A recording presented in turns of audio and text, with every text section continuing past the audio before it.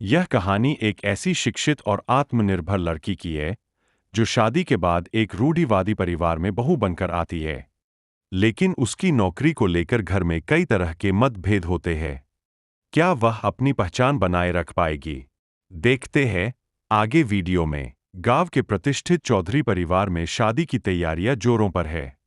वर पक्ष की ओर से अमन एक पढ़ा लिखा युवक है और वधू सुहानी एक महत्वाकांक्षी लड़की है जो शादी के बाद भी अपनी नौकरी जारी रखना चाहती है।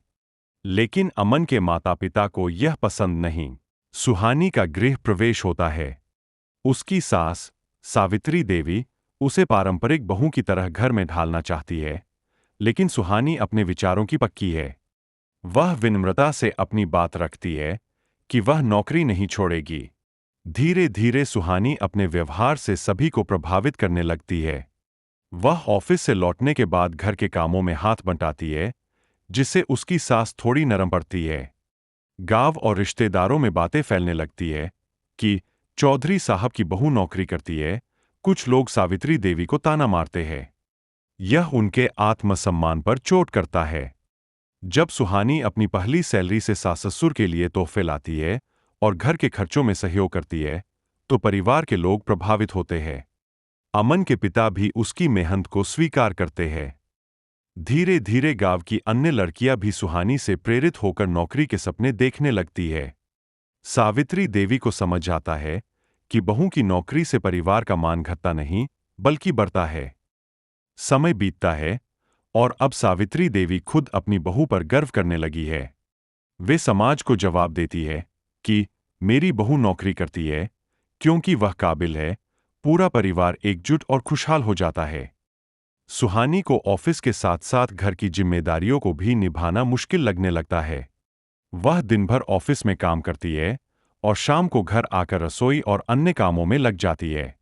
उसकी थकान साफ झलकने लगती है, लेकिन वह किसी से शिकायत नहीं करती। अमन महसूस करता है कि सुहानी पर ज्यादा बोझ पड़ रहा है।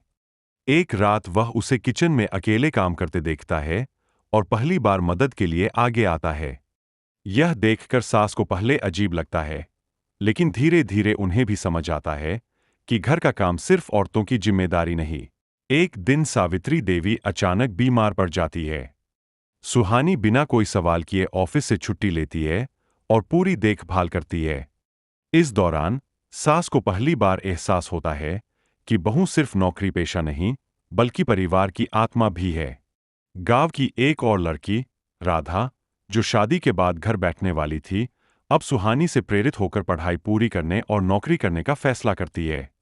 सुहानी उसकी सास से बात करके उसे सहारा देती है। गांव में यह एक नई लहर की शुरुआत होती है। सावित्री देवी अब दूसरों को भी समझाने लगी है कि बहुएं भी कामकाजी हो सकती है।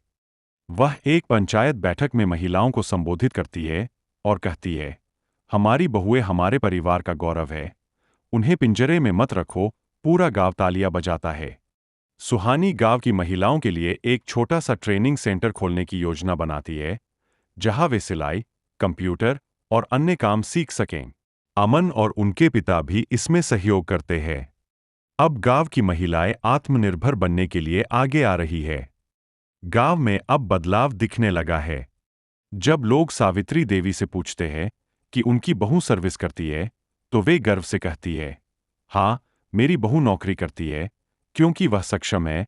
पूरा परिवार अब एकजुट और खुशहाल है। यह कहानी सिर्फ एक बहू की नहीं, बल्कि उन सभी महिलाओं की है जो नौकरी और परिवार के बीच संतुलन बनाने की कोशिश कर रही है।